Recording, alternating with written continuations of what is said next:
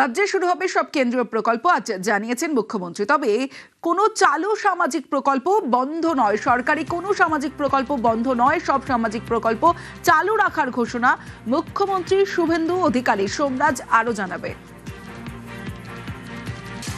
কোন রকম সামাজিক প্রকল্প বন্ধ করা হচ্ছে না, মুখ্যমন্ত্রী শুভেন্দু অধিকারী তা স্পষ্ট করে দিয়েছেন।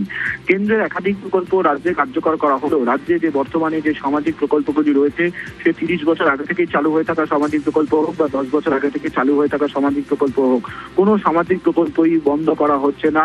রাজ্যের অবস্থান স্পষ্ট করে দিয়েছেন মুখ্যমন্ত্রী শুভেন্দু অধিকারী। মূলত তার থেকে জানতে চাওয়া হয়েছিল, যেহেতু আয়ুষ্মান ভারত কার্যকর করা হচ্ছে সেক্ষেত্রে স্বাস্থ্যসাথী বন্ধ হবে না তো?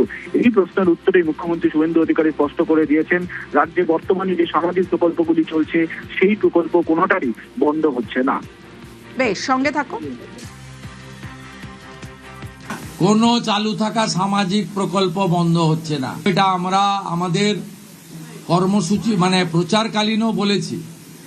কোনো চালু থাকা সামাজিক প্রকল্প সে 30 বছর আগের হতে পারে, 10 বছর আগের হতে পারে, কোনো সামাজিক প্রকল্প আমরা বন্ধ করছি না।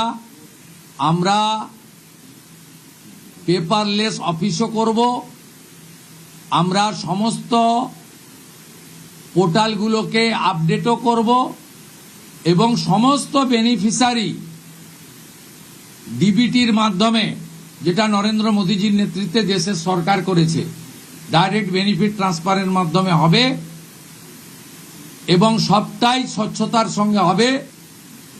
যে স্কিমটার কথা আপনি বলেছেন, আমি শুধু ওই স্কিমটা নয়, চালু থাকা কোনো সামাজিক কল্যাণকর কর্মসূচি বন্ধ এই সরকার করছে না, কিন্তু ট্রান্সপারেন্ট স্বচ্ছতার সঙ্গে সেগুলো হবে।